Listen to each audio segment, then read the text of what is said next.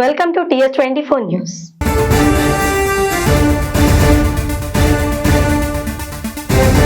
కవిత తాను పెట్టబోయే పార్టీకి టీఆర్ఎస్ పేరు పెట్టేందుకు సిద్ధమైనట్టు తెలుస్తోంది.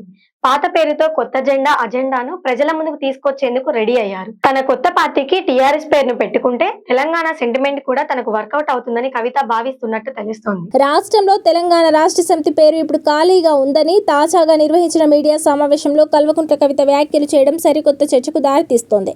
అదే సమయంలో పాత పేరు కొత్త అజెండాతో తెలంగాణ ప్రజల ముందుకు వస్తానని చెప్పడంతో కొత్త పార్టీకి టీఆర్ఎస్ అనే పేరు పెడతారా అనే చర్చ రాష్ట్ర రాజకీయాల్లో జోరుగా సాగుతోంది.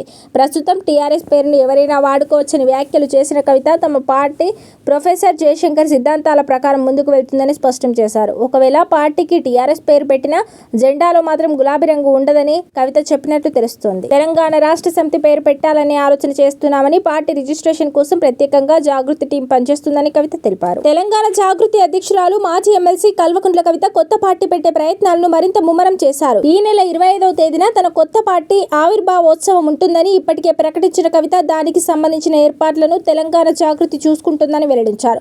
ఈ నేపథ్యంలోనే తెలంగాణ ప్రజా జాగృతి పార్టీ పేరుతో కేంద్ర ఎన్నికల సంఘం వద్ద కొత్త పార్టీకి సంబంధించిన నమోదు ప్రక్రియ ప్రారంభమైనట్లు ఇప్పటికే తెలిసింది.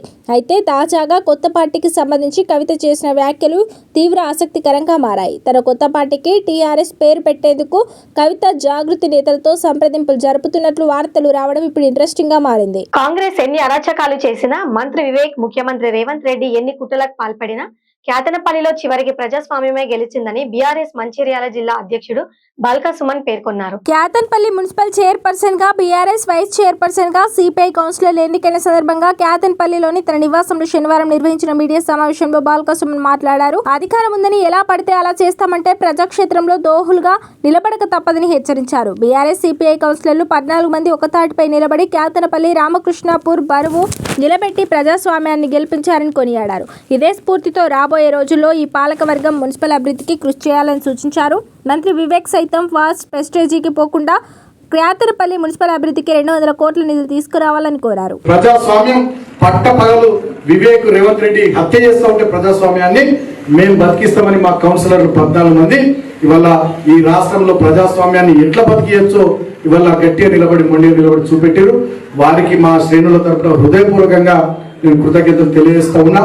డెఫినెట్ గా ఇదే స్పిరిట్ తోని రాబోయే రోజుల్లో ఈ పాలకవర్గం, మా చైర్మన్ గారు, వైస్ చైర్మన్ గారు, కౌన్సిలర్లు అందరూ కూడా క్యాతనపల్లి మున్సిపాలిటీ అభివృద్ధికి, అవినీతి రహితమైనటువంటి పాలన అందించడానికి, ఇక్కడ నిలిచిపోయిన పనులు పూర్తి చేయడానికి, ప్రజలకు మంచి చేయడానికి, సేవ చేయడానికి ఈ పాలకవర్గం పూర్తి స్థాయిలో కృషి చేస్తుంది.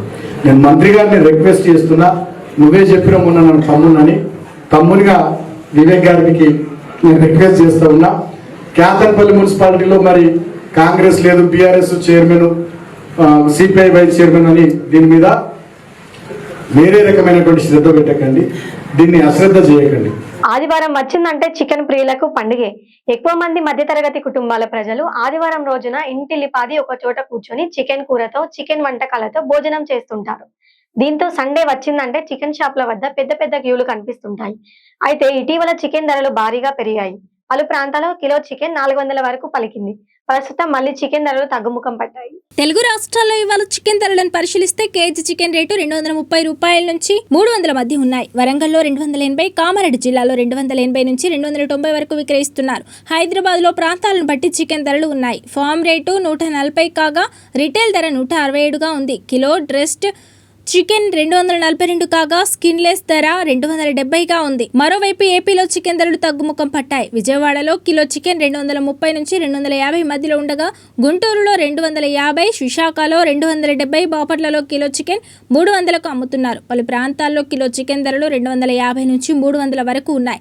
గత నెల రోజులుగా కోడి మాంసం ధరలు బాగా పెరిగాయి. ఇప్పుడు తగ్గిపోవడంతో మధ్యతరగతి కుటుంబాలు కాస్త ఉపశమనం కలిగించే పరిణామాలని చెప్పవచ్చు. తెలంగాణలో ఇంటర్మీడియట్ వార్షిక పరీక్షలు రాసిన విద్యార్థులకు బిగ్ అప్డేట్.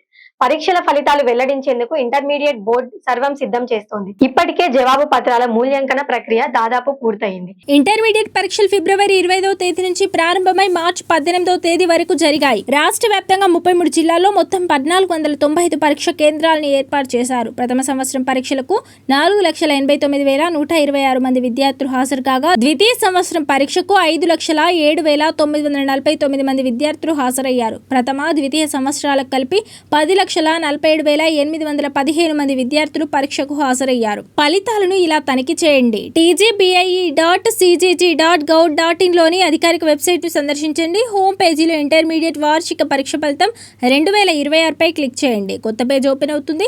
మీ హాల్ టికెట్ నెంబర్, పుట్టిన తేదీ నమోదు చేసి సబ్మిట్ బటన్ నొక్కండి. టీఎస్ ఇంటర్ ఫలితం 2026 స్క్రీన్ పై కనిపిస్తుంది. మీ మార్కులను సరిచూసుకొని మార్క్ షీట్ ను డౌన్లోడ్ చేసుకోండి. ఇది ఇవాల్టి బులెటిన్. మరో బులెటిన్ తో మళ్ళీ కలుద్దాం. Stay on TS24 news.